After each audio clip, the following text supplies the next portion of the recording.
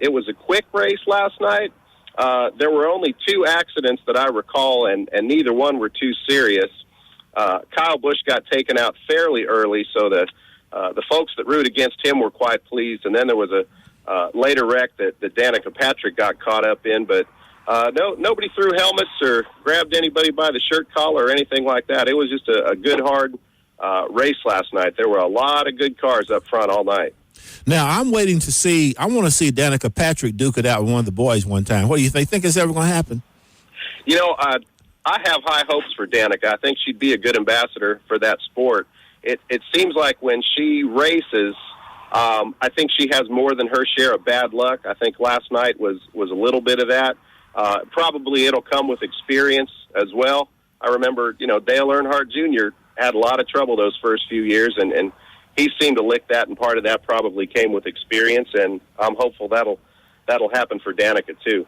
Well, I said what I said previously in jest, although I've been following her since open wheel racing, and so when she came over to NASCAR, I was curious as to how she would do. I think she has held her own fairly well.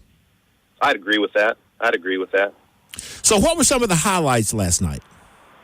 You know what they're doing a good job promoting, Hubert, is the football game between the University of Tennessee and Virginia Tech in September 2016. My understanding is both schools have already sold their first allotment of 40,000 tickets, and there was a lot of promotion around the track for that football game, and Bristol is about halfway between Knoxville and Blacksburg, Virginia. So there was quite a bit of that. You could actually buy souvenirs for the football game that's still 2 years away in the stands last night. The nationwide race was quite memorable for weather-related reasons. This was Friday night. They had just finished the driver introductions and were about to go to the national anthem, and a monsoon opened up, and we got caught in it. We had to scramble for cover. It was probably an hour and a half rain delay, but the track folks there, they do a good job with the jet dryers getting the track dried off. I'd say it probably took an hour and a half, and they had that track entirely dry after a monsoon rain.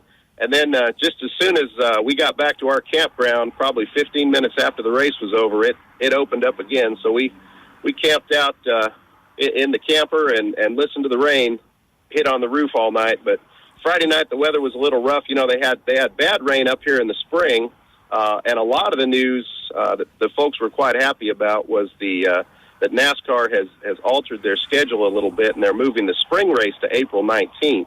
And I think that'll really improve the weather and the attendance at the spring race up here in the coming season. The weather in the spring is just so iffy. I've been up here when it snowed during the race, and I believe it was Kurt Busch that won the race that year. He got out and laid on the track and made a snow angel. Wow! For his victory instead of his victory lap. I didn't know that you were such a huge fan. Who do you follow, Ed? I followed Kevin Harvick.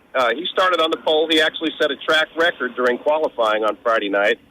I think he led the first, I want to say, about 70 laps. But there were some good drivers up there, and my guy held his own. He's from my sister's hometown of Bakersfield, California, so that's why I pull for him. He also drives a Chevrolet, and I'm partial to Chevrolets.